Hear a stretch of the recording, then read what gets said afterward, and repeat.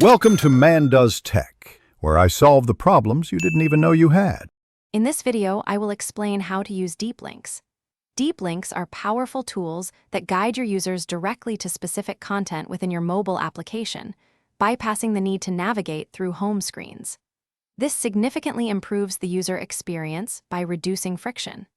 We'll cover both standard deep links, which work when the app is already installed, and deferred deep links, which can even direct users after they've installed the app for the first time. Let's dive into the technical setup. To implement standard deep links, you first need to define a custom URL scheme within your application's manifest file.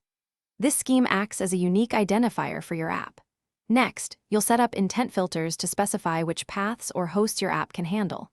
For example, my app //products/item/123 could open a specific product page. It's crucial to choose a unique scheme to avoid conflicts. Remember to test your implementation rigorously across different devices and operating systems to ensure seamless functionality for all users. Deferred deep links offer an even more robust solution, especially for new user acquisition.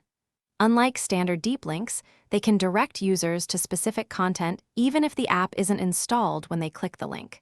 How do they work? When a user clicks a deferred deep link, the intended destination is stored.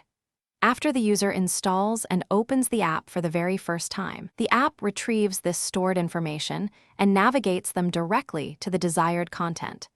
This ensures a smooth and consistent user journey.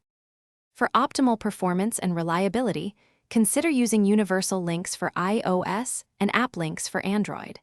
These methods offer more secure and consistent routing.